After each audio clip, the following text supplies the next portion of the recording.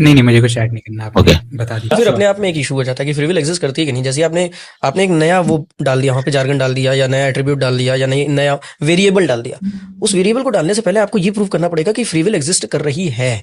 ये क्वेश्चन है, मैं यही कह रहा हूँ कि इस डिबेट में आप देखेंगे बार बार नए वेरिएबल डाल दिए जाते हैं बिना ये स्थापित किए कि ये एग्जिस्ट कर रहा है। जैसे गॉड टेस्ट ले रहा है, क्या प्रूफ है? और सिवाय टेस्टमेंट के कोई प्रूफ नहीं है। हाँ ओके, यहाँ पे आपको पॉज कीजिए। यहाँ पे उन्होंने क्या रेस किया कि मुफ्ती साहब ने तो फ्री विल प्रूव ही नहीं किया, बिना प्रूव करे कैसे फ्री विल की बात कर सकते हैं। बट मैं ये भी सुनकर शॉक हो गया, मैं बिल्कुल शॉक हो गया, बिकॉज ये like Stanford encyclopedia of philosophy की जिनकी ये बात करते हैं, ये सोर्स प्रोवाइड करने की कोशिश करते हैं, उसके अंदर ये फ्री विल के अंदर ये उन्होंने बताया कि बहुत सारे फिलोसोफर्स एक्सेप्ट करते हैं कि free will is properly basic. Properly basic वो चीज होती है जिसके लिए आपको आर्ग्यूमेंट देने की जरूरत नहीं पड़ती।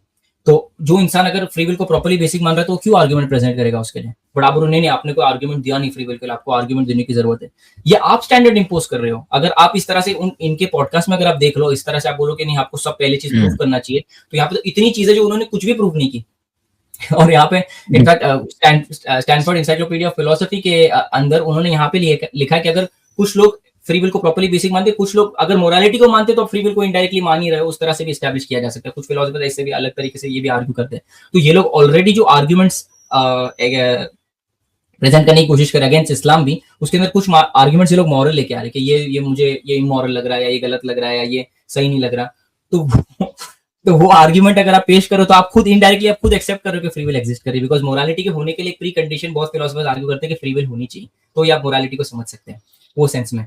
तो आप आर्ग्यू करोगे फ्री विल प्रेजेंट नहीं किया, बट आप एक आर्गुमेंट प्रेजेंट करो जो ऑलरेडी फ्री विल को प्री सपोज कर रहा है, वो तो एक इशू है। दूसरा इशू है कि फ्री विल अगर प्रॉपर्ली बेसिक है तो प्रॉपर्ली बेसिक चीजों के लिए आर्ग्यूमेंट प्रेजेंट नहीं किया जाता।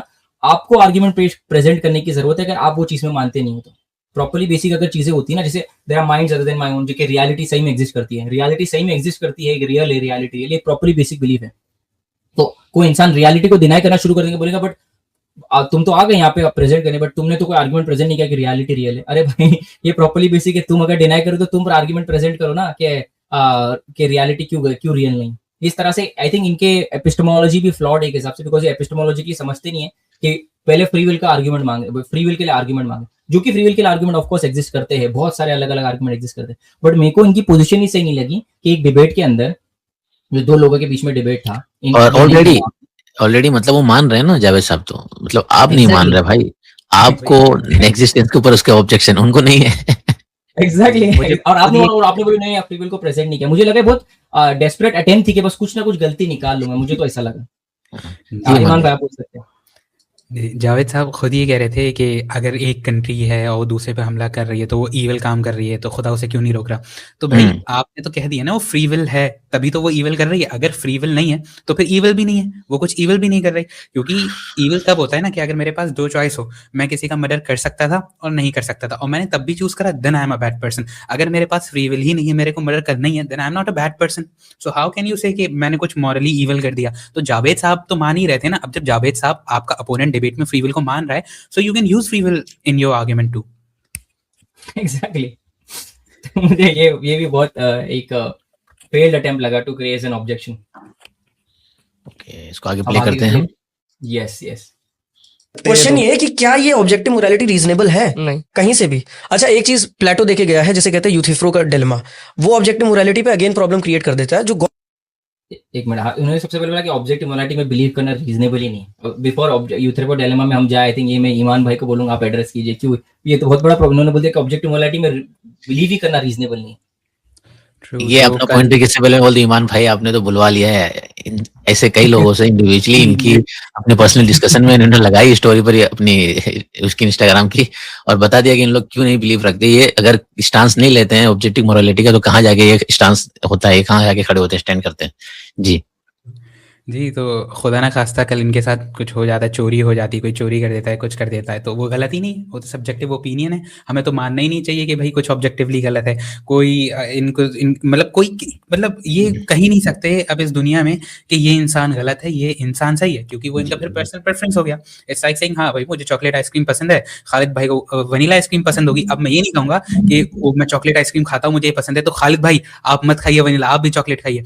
I can only stop someone else जब जब मेरे पास एक ऑब्जेक्टिव क्राइटेरिया हो जो कि मेरे माइंड से आउटसाइड एग्जिस्ट करता हो। अगर फॉर एग्जांपल अभी हम कहें कि अभी हम जैसे यूट्यूब पर लाइव हैं, अभी अगर कोई कहेगा कि हम लोग इंस्टाग्राम पर लाइव है, तो मैं कह दूंगा भाई आप गलत हो, क्योंकि आप देख सकते हो कि हम यूट्यूब पर लाइव है। अब ये मेरा कोई पर्सनल आइडिया नहीं है, ये एक ऑब्जेक्टिव रियलिटी है जो कि मेरे माइंड से बाहर एग्जिस्ट करती है। तो उसी तरह से अगर आप ये कह रहे हो कि ये पर्सन गलत है, ये पर्सन सही है, तो आप अपने माइंड के अंदर जो आइडिया है उससे नहीं कह सकते हो। आपको एक ऑब्जेक्टिव स्टैंडर्ड चाहिए जिसके थ्रू आप उसको गलत या सही कह सको। आपने तो मतलब पूरा सब कुछ कोलैप्स ही कर डाला, सारी मोरालिटी गलत सही सब कुछ। बिल्कुल, और एग्जाम्पल भी हमें बहुत हल्के देने पड़ते हैं, इन्होंने अभी हल्के दिए और हमको थोड़ा लिहाज रखना पड़ता है। सोचिए अब एग्जाम्पल्स में हमें लिहाज रखना पड़ता है कि ऑब्जेक्टिव मोरालिटी को ऐसे ऐसे क्वेश्चन और ऐसे ऐसे एग्जाम्पल्स हम पूछ सकते हैं कि आप उसका आंसर नहीं दे सकते। सोचिए कि जिसको आप नहीं मान रहे उसके ऊपर हमें क्वेश्चन रेस करने के लिए भी शर्म आ रही है कि हम कैसे क्वेश्चन रेस करें उसके ऊपर। और दूसरी बात तो ये है कि एक बहुत इंटरेस्टिंग एक फिलोसोफर ने एक किस्सा सुनाते, बोलते कि एक फिलोसोफर था जो दूसरे जो नए उसके स्टूडेंट्स थे, तो उनको बोल रहा था अलग अलग पेपर प्रेजेंट करने के लिए। तो एक फिलोसोफर ने मतलब एक स्टूडेंट ने प्रेजेंट किया था आर्ग्यूमेंट सब्जेक्टिव मोरालिटी, बोलने के मोरालिटी ऑब्जेक्टिव एग्जिस्ट ही नहीं करती। उसके ऊपर उन्होंने पूरा एक थीसिस बनाया था कि नहीं, और उन्होंने अपने टीचर को प्रेजेंट किया कि देखो मेरा ये प्रूफ बता रहा हूँ कि मोरालिटी ऑब्जेक्टिव नहीं है। तो टीचर ने बोला ठीक है, तो मार्क्स का टाइम आया ना, तो बोला मैं तुमको 0 मार्क्स देता हूँ। ऐसा कैसा कर सकते हो आप मेरे साथ, मेरे को 0 मार्क्स दे सकते हो, गलत है, ये गलत है, आपने मेरे को 0 मार्क्स कैसे दिए? टीचर ने उसको बोला कि ये तू ऑब्जेक्टिव मोरालिटी में मान रहा है, क्योंकि तू बोल रहा है कि मैं ऑब्जेक्टिवली कुछ गलत कर रहा हूँ। तो ऑब्जेक्टिव मोरालिटी प्रूव करना इस तरह से बहुत सिंपल है। जब हमारे साथ कुछ ऐसा ही में होता है ना, तो हम इंट्यूटिवली ऑब्जेक्टिविटी की तरफ जाते हैं। तो ये ऐसे बहुत अलग अलग एग्जांपल्स एग्जिस्ट करते हैं। मैंने खुद प्रेजेंट किया कि कैसे आर्ग्यूमेंटेटिवली, मतलब एक आर्ग्यूमेंट के थ्रू ऑब्जेक्टिव मोरालिटी को कैसे प्रूव किया जाता है। मेरी गोराप सीरीज में अगर कोई इंटरेस्टेड है तो देख सकता है। भाई नहीं, हम आगे बढ़ सकते हैं, उसकी जरूरत नहीं है हमें। यस, और डिपेंडेंट ऑब्जेक्टिव मोरालिटी है। अगर कोई भी चीज गुड केवल इसलिए है क्योंकि गॉड उसे मानता है, तो फिर गुडनेस जो है वो आर्बिट्ररी हो गई। तो मुफ्ती साहब जैसे बयान आएंगे जो उनके गुरुजी ने दिए हैं। अगर कोई चीज गुड है इसलिए गॉड उसे गुड कह रहा है, तो गॉड इंडिपेंडेंट है गुडनेस। ये जो आर्गुमेंट है, ये मैं एक बार फिर से रिट्रेट कर देता हूँ, शायद सरल भाषा में हो जाए कि मान लो कुछ अच्छा, जैसे मोरालिटी क्या है कि अच्छा काम करना, तो यहाँ पर 2 चीजें हो सकती हैं। या तो गॉड ने अच्छा काम करने को कहा कमांडमेंट के थ्रू, या गॉड ने अच्छे काम थे उनको रिकमेंड किया। यही 2 चीज हो सकती है। एग्जैक्टली। अगर गॉड ने रिकमेंड किया है तब तो गॉड से अलग हो गए ना अच्छे काम। Exactly. तो अच्छे काम से गॉड को प्रूव नहीं कर सकते। तो वो इंडिपेंडेंट वाह वाह, अच्छे काम से खुद ही कह रहा है, मतलब रोको यहाँ पर, चलिए इंडिपेंडेंट ही हो गया। और अगर गॉड ने अच्छा काम बताया है तो गॉड तो कुछ भी बता सकता है भाई, फिर सबको बता देता। तो ये भी इसमें एक आर्बिट्रीनेस जो है ना, वो इशू क्रिएट कर सकती है। नहीं दम है भाई। ओके, आप पॉज कर सकते हैं यहाँ पे। तो सबसे पहली बात तो ये है कि यूथेरोपॉस डायलेमा को बहुत बड़ी चीज नहीं रहा, हमने कभी देखी नहीं। यूथेरोपॉस डायलेमा सालों से, कितने सालों से एग्जिस्ट करता है, और उस पर कितना सारा कंटेंट प्रोड्यूस्ड है ऑलरेडी, कुछ कोई नई चीज नहीं है। तो एड्रेस किया जाता है, सबसे सिंपल वे में एड्रेस करना है कि ये लोग ना 2 हॉर्न बताने की कोशिश करते हैं यूथेरोपॉस डायलेमा को, कि या तो गॉड कुछ भी बोलेगा और मोरालिटी हो जाएगा तो वो आर्बिट्री है, तो उसका आर्बिट्री होना प्रॉब्लम है, मैं याद रखना। और दूसरा हॉर्न ये है कि गॉड के एक्सटर्नल कोई स्टैंडर्ड है। बट हम बोलेंगे कि दोनों गलत है, क्योंकि डायलेमा क्या होता है, डायलेमा तब होता है जब आप किसको 2 ऑप्शंस देते हो, कोई तीसरा ऑप्शन अवेलेबल नहीं है। बट यहाँ पे हमारे पास अगर तीसरा ऑप्शन अवेलेबल है तो हमने ऑलरेडी एक हिसाब से यूथेरोपॉस डायलेमा से डील कर लिया, बिकॉज यहाँ पे थर्ड पॉसिबिलिटी है कि God is good, there is a third alternative, a moral stable God of the kind found in scripture, a supreme being who would not arbitrarily change his mind about the goodness of compassion and the evil of sexual misconduct. Such a God always commands good because his character and nature are good. बहुत standard है, बहुत standard वे से इसको address किया जाता है। ये शब्बीर अख्तर की बुक है, कोई भी इंटरेस्टेड तो पढ़ सकता है। उसके अंदर उन्होंने बहुत ब्रीफली एड्रेस किया। आई थिंक हमजा सौज़ी अपनी बुक के अंदर ये कोट करते हैं। ईमान भाई आपको कुछ बोलना है इसके बारे में बोल सकते हैं, because I mean there is nothing there, like I feel के वो बहुत ग्रेट ऑब्जेक्शन है रिफ्यूट करने के लिए। नहीं, आई थिंक आपने कवर कर लिया। ओके, आप एक नेक्स्ट क्लिप प्ले कीजिए। यहाँ पे इसको और डीपली भी हम एड्रेस कर सकते हैं यूथेरोपॉस डायलेमा को। एक और यहाँ पे पॉज कर दीजिए। तो यहाँ पे देयर इज इंडीड, ये भी समझना जरूरी है कि there is indeed a moral standard, but unlike the second horn it is not external to God, rather it follows necessary from God's nature. इस तरह से अगर हम समझे तो उन्होंने जो 2 हॉर्न बताए थे ना, अगर हमको एक हॉर्न चुनना भी हो कि फर्स्ट हॉर्न क्या है कि गॉड कुछ भी आर्बिट्ररीली बोल रहा है, गॉड कुछ भी कमांड करे और वो आर्बिट्ररी है, और सेकंड के वो एक्सटर्नल स्टैंडर्ड है, तो सेकंड हॉर्न तो वर्क नहीं करता। बट फर्स्ट हॉर्न के अंदर भी हम ये बता सकते हैं कि गॉड जो कमांड करेगा मॉरल होगा, लेकिन वो आर्बिट्ररी नहीं है। अगर उसकी आर्बिट्रीनेस से हम डील कर सकते हैं, जैसे वो वीडियो में भी बताया था कि वो आर्बिट्री नहीं होगा, देन वो यूथेफस डायलेमा को आपने कोलैप्स कर दिया। और इस तरह से हम बता सकते हैं कि his nature contains within it the perfect non arbitrary moral standard, non arbitrary याद रखना, और उससे एमिनेट होते गॉड के commandments from his will and his nature. This means that an individual's action is not arbitrarily bad because it follows from an objective necessarily moral standard. On the other hand, it does not mean God is somehow subservient to his standard because it is contained in his nature. It defines his nature. It is not in anything external to him, any external to him. So वो sense में यूथेफस dilemma कोई great option नहीं, किसी को deeply इसको study करना है तो एक रिसोर्स भी बता सकता हूँ, आप आगे क्लिप प्ले कर सकते हैं।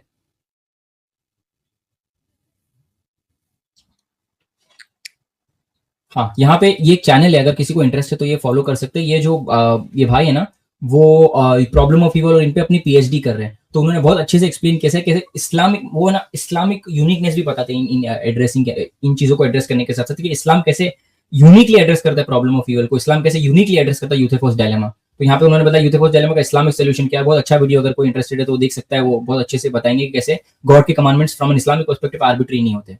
वी कैन ओके, नेक्स्ट कर सकते हैं ये क्लिप। ओके, फिर बताओ, फिर मैं अपना So basically problem of evil definition जो गॉड की है वहां से निकल के आता है कि अगर गॉड ऑल बेनेवलेंट है, ऑल गुड है एंड ऑल ओमनिशिएंट है, ऑल नोइंग है, तो ईविल क्यों एग्जिस्ट कर रहा है।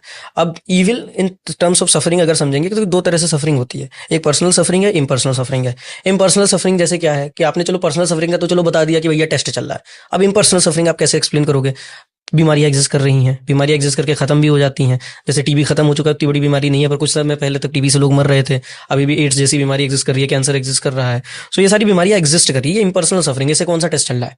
सो इनका आंसर यहाँ पे मुझे समझ में नहीं आया, ये बोल रहे कि इम्पर्सनल सफरिंग टेस्ट के अगेंस्ट हो सकती है, क्यों। आई मीन यहाँ पे तो उन्होंने कुछ भी ऐसा नहीं, बिकॉज इम्पर्सनल सफरिंग भी अगर एग्जिस्ट करती है तो that can be a test. तो बीमारियां भी एग्जिस्ट करती है, वो भी टेस्ट होती है लोगों के लिए, हम तो ऑलरेडी मानते हैं। तो आप बोल रहे हो कि वो इम्पर्सनल सफरिंग टेस्ट वाले थियोडोसी को रिफ्यूट कर सकता है, ऑब्जेक्ट कर सकता है उसके अगेंस्ट। बिल्कुल भी नहीं, मुझे तो नहीं लगता। अब आगे प्ले कर सकते हैं। मतलब ये है कि खालिद पे खड्डा उधर खुदा हुआ है तो वो अपने को नुकसान नहीं पहुंचा रहा है। मतलब आसान भाषा में इसको कह भी सकते हैं कि वो है आपके लिए, वो भी इम्तिहान है, ठीक है, आपके पास है और आप वहां पे गिरने वाले वो भी, तो वो है, उसका एग्जिस्टेंस भी बीमारी का वो सबसे बड़ा आपके लिए टेस्ट है। मतलब राइट ये ना प्रॉब्लम होती है ना, आपने आगे चला गया, एग्जिस्ट करके खत्म भी हो जाती हैं। जैसे टीबी खत्म हो चुका है, इतनी बड़ी बीमारी नहीं है, पर कुछ समय पहले तक टीबी से लोग मर रहे थे। अभी भी एड्स जैसी बीमारी एग्जिस्ट कर रही है, कैंसर एग्जिस्ट कर रहा है। सो ये सारी बीमारियां एग्जिस्ट कर रही है, इम्पर्सनल सफरिंग। इससे कौन सा टेस्ट चल रहा है। सो इनका आंसर प्रॉब्लम ऑफ ईविल का कुछ सीरियस नहीं है। तो problem of evil serious philosophical logical problem है। उसका इमोशनल एस्पेक्ट आता है जब वो एग्जाम्पल देती है। प्रॉब्लम ऑफ ईविल ओके, मतलब सीरियस क्या उन्होंने बोला ये लॉजिकल प्रॉब्लम है। ओके, बस ये याद रखना लोग, ये लॉजिकल प्रॉब्लम बोल रहे हैं। आप कंटिन्यू कीजिए आगे। जैसे क्या, एक तो लॉजिक समझ लेते हैं। जितने भी आप रिलीजन उठाओगे या फिलोसफिकल सिस्टम उठाओगे, हर जगह ये बोला गया है जो गॉड है वो ऑल पावरफुल है, ऑल गुड है और ऑल नोइंग है। अब भाई अगर ईविल है दुनिया में और अगर गॉड को नहीं पता है कि ईविल है, तब तो ऑल नहीं है। और अगर ईविल है और गॉड हरा नहीं सकता, तब तो ऑल पावरफुल नहीं है। और अगर ईविल है और गॉड जानता है ईविल है और ये भी जानता है कि मैं हरा सकता हूँ और फिर भी नहीं हरा रहा है, तब तो ऑल गुड नहीं है। तो काइंड ऑफ ये एक लॉजिकल कॉन्ट्रडिक्शन डेफिनेशन से आ जाता है। वाह वाह वाह वाह वाह, खालिद भाई पहले बोलते हैं, इसको आसान भाषा में इंशाल्लाह लेते हैं। जी। तो सबसे पहले मैं तो शॉक हो गया था जब मैंने वीडियो देखा कि ये अभी भी लॉजिकल प्रॉब्लम ऑफ ईविल में मानते हैं। बिकॉज लॉजिकल और प्रॉब्लम ऑफ ईविल में एथियस्ट फिलोसफी खुद बोलते हैं कि वो कचरे के डब्बे में एग्जिस्ट करता है, गार्बेज में एग्जिस्ट करता है एकेडेमिया के अंदर आज के टाइम पे। Because logical problem of evil को कोई सीरियसली नहीं लेता। प्रॉब्लम ऑफ ईविल बेसिकली क्या है। प्रॉब्लम ऑफ ईविल बेसिकली बताना कि ईविल के थ्रू आप गॉड के एग्जिस्टेंस को चैलेंज कर सकते हो। उसके दो तरीके होते हैं, एक होता है लॉजिकल प्रॉब्लम, एक होता है एविडेंशियल प्रॉब्लम। जो लॉजिकल प्रॉब्लम है वो वर्क ही नहीं करता, खुद एथियस्ट फिलोसोफर बोलते हैं कि भाई ये नहीं वर्क करता है, क्यों, उसमें एक्सप्लेन करूंगा क्यों। जो दूसरा एविडेंशियल प्रॉब्लम, उससे भी हम डील कर सकते हैं, बट इनको पता भी नहीं है कि अभी लीडिंग फिलोसोफर ज्यादा करके कोई भी लॉजिकल प्रॉब्लम की तरफ नहीं जाते, वो एविडेंशियल प्रॉब्लम की तरफ जाते हैं। और वो भी एड्रेस्ड है, बहुत अच्छे से एड्रेस्ड है इस्लामिकली, दूसरे फिलोसोफर ने भी एड्रेस किया है। बट मैं तो शॉक हो गया ये देखिए कि एविडेंशियल प्रॉब्लम तक भी नहीं आता, अब तक लॉजिकल प्रॉब्लम पे अटके हुए हैं। अब ये देखो, अगर मैं कुछ प्ले करना चाहूंगा बताने के लिए कि जो कुछ एथियस्ट फिलोसोफर देमसेल्फ एडमिट करते हैं कि it is now acknowledged on all sides that logical argument is bankrupt। ये लॉजिकल आर्गुमेंट ऑफ ईविल को बोल रहे हैं ये bankrupt है। खुद कौन है ये एक फिलोसोफर है जो खुद एडमिट कर रहे हैं कि सब एथियस्ट साइड से सब मिलके एक्सेप्ट कर रहे हैं कि लॉजिकल आर्गुमेंट ये जो ईविल वाला है वो bankrupt है। आप कुछ बोलना चाह रहे थे, आप पहले बोल दीजिए। आई थिंक आपके पास कुछ था उसको चला लेते हैं फिर इंशाल्लाह, क्योंकि लास्ट की क्लिप है, इसके बाद तो हम इंशाल्लाह कमेंट कर लेंगे। जी। दूसरे फिलोसोफर वही बोल रहे हैं कि आप आगे प्ले कर सकते हो, कोई हमको डिटेल में जाने की जरूरत नहीं है। ये भी फिलोसोफर एडमिट कर रहे हैं कि नहीं ये प्रॉब्लम, यहाँ पे आप पॉज कीजिए। अगर कोई लॉजिकल प्रॉब्लम ऑफ इवल एक प्रेजेंट करता है, इतना आसान है उसको रिफ्यूट करना, इतना आसान है, मतलब कि आप शॉक हो जाएंगे। Is because what a theist needs to do, अगर कोई लॉजिकल प्रॉब्लम ऑफ इवल कर रहा है ना, कि भाई लॉजिकल कॉन्ट्रडिक्शन यहाँ पे हो रहा है, तो बस उसको इतना बताना है कि all the theist needs to do in response to the logical problem of evil is in defense is a possibility that God existing and permitting evil। मतलब मुझे कोई रीजन भी देने की जरूरत नहीं है कि सफरिंग एग्जिस्ट करी, मुझे बोलना अगर पॉसिबल भी है, अगर हाइपोथेटिकली भी पॉसिबल है कि गॉड ऑल गुड है, ऑल नोइंग है और ऑल पावरफुल है, और अगर इवल एग्जिस्ट करे, बट हो सकता है कि गॉड के पास कोई रीजन हो सकता है, पॉसिबिलिटी, वो तो डिनाई नहीं कर सकते, तो उतने सेंस में भी आप लॉजिकल प्रॉब्लम ऑफ इवल को हरा सकते हैं या उसके ऑब्जेक्शन को डिफ्यूज कर सकते हैं, क्योंकि एक पॉसिबिलिटी एग्जिस्ट कर सकती है। अगर नहीं एग्जिस्ट कर रही है तो वो इंसान को बताने की जरूरत है कि नहीं, एक पॉसिबिलिटी भी नहीं एग्जिस्ट कर सकती इस तरीके से, तो उसके पास बर्डन ऑफ प्रूफ है, हमारे पास नहीं है। So thus the theist here need not say exactly why a given evil was permitted, but instead can merely try to show it is possible, there is a reason। इतना simple होता है। इसलिए मैं बोल रहा था कि एविडेंशियल प्रॉब्लम पे लाते हैं तो चलो हम कुछ अच्छा प्रेजेंट करते हैं, बट आप जब लॉजिकल प्रॉब्लम ऑफ इवल ला रहे हो तो फिलोसफर्स खुद, एथिस्ट फिलोसफर बोल रहे हैं कि कुछ खास प्रॉब्लम नहीं है इसको, अगर एक केस खाली बोल देते हैं कि अगर पॉसिबल भी हो सकता है तो लॉजिकल कॉन्ट्रडिक्शन वर्क नहीं करता है, बिकॉज वो लॉजिकल कॉन्ट्रडिक्शन को नेसेसिटेट करने के लिए आपको बताने का है कि इन ऑल पॉसिबल वर्ल्ड, कोई भी पॉसिबिलिटी में गॉड के पास कोई रीजन हो ही नहीं सकता इवल को करना, इवल को रोकने के लिए, I mean in the sense evil को अलाउ करने के लिए, but that is a very bold claim which you can not establish. Iman भाई, आप कुछ ऐड करना चाहेंगे इस पे? जी, बेसिकली यही है कि मतलब ये लोग क्या करते हैं ना, इसको बहुत इमोशनली प्रेजेंट करते हैं। ये भी नहीं है कि इसको एज अ लॉजिकल प्रॉब्लम कि हाँ बोल दें, इनका आर्ग्यूमेंट भी बड़ा इमोशनल रहता है, ये हो रहा है दुनिया में, वो हो रहा है, और फिर एक्टिंग करेंगे पूरी। तो भाई तुम तो यही नहीं बोल सकते कि वो जो सब हो रहा है वो ईवल है, जब तक तुम्हारे पास गॉड ना हो। Without God how can you say कि ये सब जो हो रहा है दैट इज ईवल। आपको ईवल का कोई ऑन्टोलॉजिकल स्टेटस तो चाहिए होगा ना, एक ऑन्टोलॉजिकल ग्राउंडिंग तो चाहिए होगी। जब तक आप उसको ये नहीं प्रूफ कर देते कि ये ऑन्टोलॉजिकली एग्जिस्ट करता है, आप ब्लेम ही नहीं कर सकते हो गॉड को कि वो ईवल को क्यों अलाउ कर रहा है, वो ईवल को क्यों नहीं स्टॉप कर रहा है। Bro, prove me that evil exist. Yes, और ये जो इन्होंने 3 बात की ना कि ऑल गुड है, ऑल पावरफुल है, ऑल नोइंग है, इसको जिस तरीके से इन्होंने लगाया है चेक, मतलब लिमिटेड बीइंग भी अगर इनसे, अगर मतलब इसका मतलब अगर इनसे पूछा जाए कि लिमिटेड बीइंग है, मतलब खालिद साहब हैं या ये लोग खुद हैं, कोई अच्छा काम है और किसी को ये टेस्ट के लिए बुरा काम के लिए अगर बोल रहे हैं और वो बुरा काम कर रहा है, फॉर एग्जांपल किसी को कहा कि भाई देखो खड्डा है, तुम्हारा एग्जाम लिया जा रहा है, तुम गिरते कि नहीं करते, जब चेक किया जाता है तुमको, अब वो सामने वाला गिर गया, तो ये लिमिटेड इंसान जो उसको बोलेंगे तू गुड नहीं है यार, तू तो रोक सकता था, हम लोग को रोका क्यों नहीं आके। इनके हिसाब से, इनके लॉजिक के हिसाब से तो इंसान गलत हो गया, गुड नहीं रहा लिमिटेड बीइंग के अंदर। इसी तरीके से मतलब टेस्ट किसी भी एतबार से इंसान लेगा, किसी चीज को जानते हुए भी इंसान ने टेस्ट लिया सामने वाले का कि भाई आपको देते हैं क्वेश्चन, आप देखते हैं कि आप करेक्ट आंसर देते ही नहीं देते, अच्छा करेक्ट आंसर नहीं दिया सामने वाले ने या गलती कर रहा है वो, इनके हिसाब से तो उसको चाहिए कि वो करेक्ट आंसर जाके खुद ही दे दे, उनको रॉन्ग आंसर दे ही ना। तो ये गॉड पर ऑब्जेक्शन हो कैसे सकता है कि ऑल नोइंग नहीं है वो, ऑल पावरफुल नहीं है, ऑल गुड नहीं है, अगर वो टेस्ट कर रहा है तो। राइट, वो तो बहुत ज्यादा ही अपसर्ड था कि उन्होंने डायरेक्ट वो क्रॉस करना शुरू कर दिया। मे बी उनको मजा आ रही थी ऐसा क्रॉस करने में, बट एक्चुअली में उन्होंने कुछ एस्टैब्लिश किया। मतलब जिसने फिलोसफी नहीं भी पढ़ी होगी ना खालिद भाई, मतलब बेसिक्स नॉलेज रखने वाला है बच्चा, वो भी बता देगा ये तो। राइट, तो ये कंप्लीट हो गई वीडियो। लास्ट की आई थिंक एक दो क्लिप बची होगी मुझे बस एक्सप्लेन करने के लिए। यस, सो आप पॉज करना यहाँ पे एक्सप्लेन करने के लिए कि यहाँ पे वो लोग रेस कर रहे थे। सबसे पहले दूसरी बात उन्होंने रेस कर रहे थे कि टेस्ट क्यों भाई, हमको पता नहीं, टेस्ट का प्रूफ तो किसने दिया नहीं। तो ये लोग थियोडिसी नहीं समझते। अगर फॉर एग्जाम्पल मैं गॉड के आर्ग्यूमेंट को, गॉड की एग्जिस्टेंस को प्रूव कर रहा हूँ, तो यहाँ पे आप क्या करोगे? अगर आपने एविडेंशियल प्रॉब्लम की बात की, लॉजिकल प्रॉब्लम तो एग्जिस्ट ही नहीं करता, उसको हमको फेंक देना चाहिए। फिर एविडेंशियल प्रॉब्लम की बात करते हैं ईवल की, तो अगर आप मुझे पॉइंट आउट करके बोल रहे हो कि बट यहाँ पे ईवल एग्जिस्ट कर रहा है, वहाँ पे ईवल एग्जिस्ट कर रहा है, तो आप ये बताने की कोशिश कर रहे हो कि ये मेरे वर्ल्ड व्यू के अंदर प्रेडिक्टेड नहीं है। एविडेंशियल प्रॉब्लम बेसिकली क्या है, ये बताने के लिए कि कुछ एविडेंस एग्जिस्ट कर रहा है जो तुम्हारे वर्ल्ड व्यू के हिसाब से प्रेडिक्टेड नहीं है, बट मतलब कुछ अनएक्सेप्टेबल है, कुछ अनएक्सपेक्टेड है आपके वर्ल्ड व्यू के हिसाब से, जो एविडेंस एज एविडेंस एग्जिस्ट कर रहा है। तो ये जब लोग एविडेंशियल प्रॉब्लम रेज करने की कोशिश करते हैं, तो उनको वो पर्टिकुलर वर्ल्ड व्यू को समझना बहुत जरूरी है, जो ये लोग करे बिना बस अपने वर्ल्ड व्यू को लगा के सोचते कि हाँ मेरे हिसाब से नहीं एग्जिस्ट कर रहा। बट थीज्म को जब डीपली स्टडी करो तो उसके अंदर बहुत फिलोसफर्स ने बताया कि ईवल भी पूरी तरह से अनएक्सपेक्टेड नहीं है। You can predict that as well. मेरा डिस्कशन था जोशुआ रासमुसन के साथ, जो कोर्स था उसके अंदर कोई भी अगर आप जाके देखेंगे तो आपको समझ में आएंगे कि जो ईविल का अनएक्सपेक्टेड होना, जो ये अज्यूम करते कि बस ये आर्ग्यूमेंट है ही गॉड के एविडेंस के अगेंस्ट, उसको भी चैलेंज किया जा सकता है। पैट्रिक फ्लिन ने अपनी बुक के अंदर भी उसको बहुत अच्छे से डील किया है उसके साथ। उसका बुक, उनकी बुक का नाम है the best argument for God, तो वो भी आप देख सकते हैं। जोशुआ रासमुसन का मेरा डिस्कशन भी आप देख सकते हैं। अब आ जाते हैं इस्लामिक अंडरस्टैंडिंग ऑफ ईवल।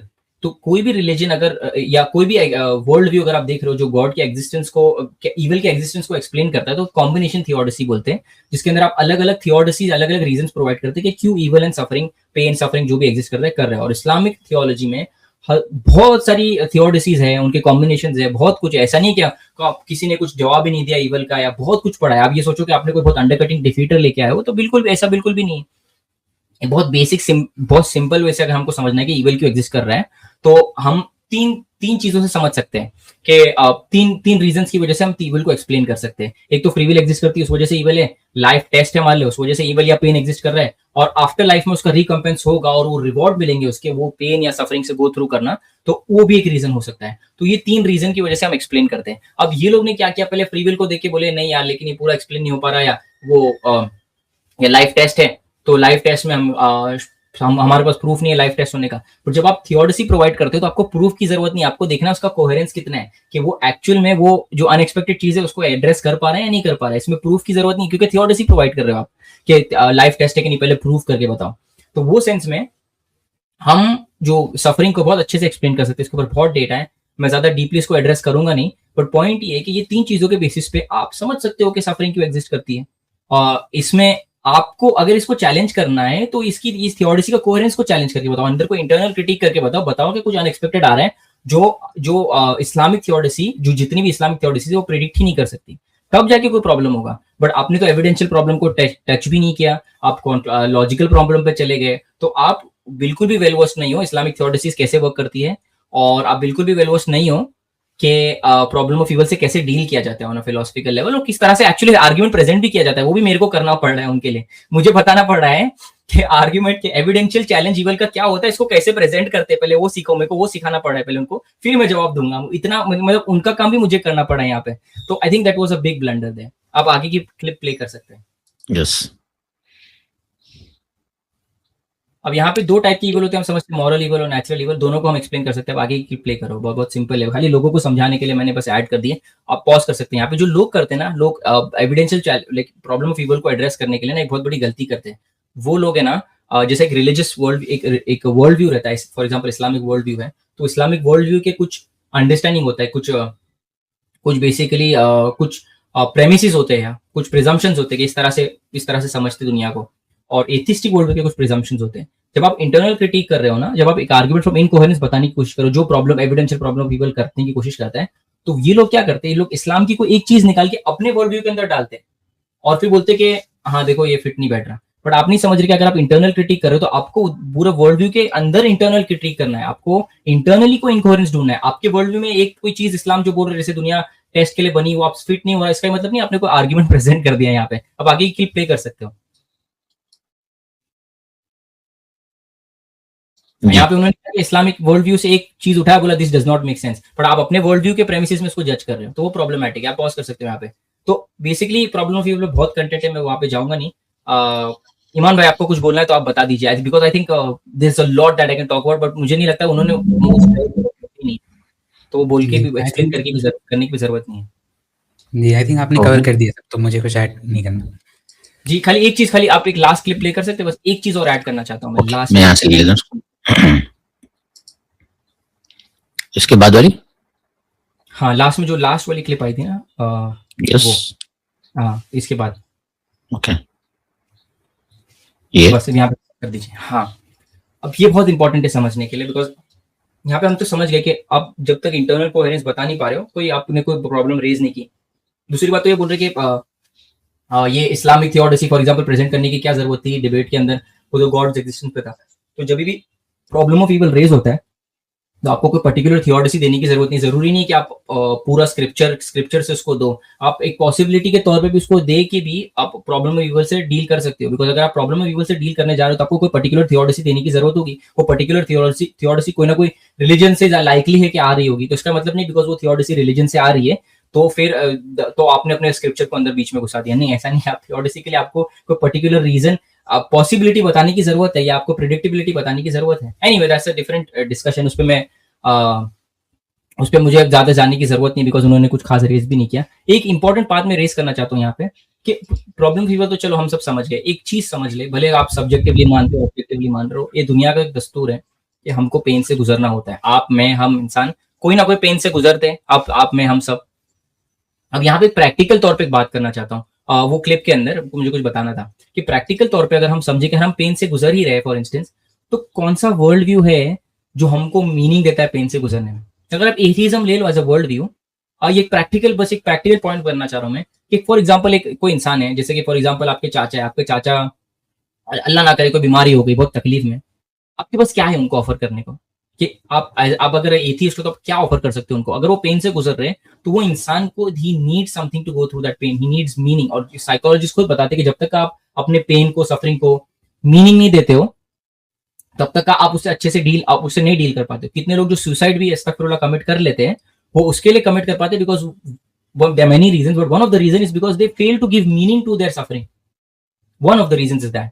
तो ये समझना बहुत जरूरी है कि अगर आप बोल रहे हो कि problem of evil pain main argument against God's existence है, तो ऑल्टरनेटिव में क्या ऑफर किया जा रहा है। क्योंकि कोई इंसान ने ये बोल दिया कि ठीक है मैं गॉड में नहीं मानता क्योंकि प्रॉब्लम ऑफ ईवल एक प्रॉब्लम है नहीं, बट लेट्स से तो क्या आपका पेन मैजिकली गायब हो जाएगा कि आपने गॉड में मानना छोड़ दिया तो अभी जो तकलीफ हो रही थी तकलीफ गायब हो गई? ऐसा तो नहीं होने वाला, पेन तो रहने वाला है। आपने उल्टा क्या कर दिया, आपके पास कोई रीजन था पेन से गो थ्रू करने का, आप जो मीनिंग दे रहे थे पेन को वो भी चला गया, तो आपका डबल नुकसान होता है। तो इसके लिए मैं एक कंपैरिजन करना चाह रहा था कि एक एथियस्ट के पास क्या ऑफर करने को जो पेन से गुजरते हैं। जब आप गाजा से रिलेटेड जो लोग की बात करते हो फॉर इंस्टेंस कि वो तकलीफ से गुजरे, तो आप एक एथियस्ट क्या ऑफर कर सकते हैं? आप क्या रिचर्ड डॉकिंस की बुक बांटोगे उनको जब वो तकलीफ से गुजर रहे?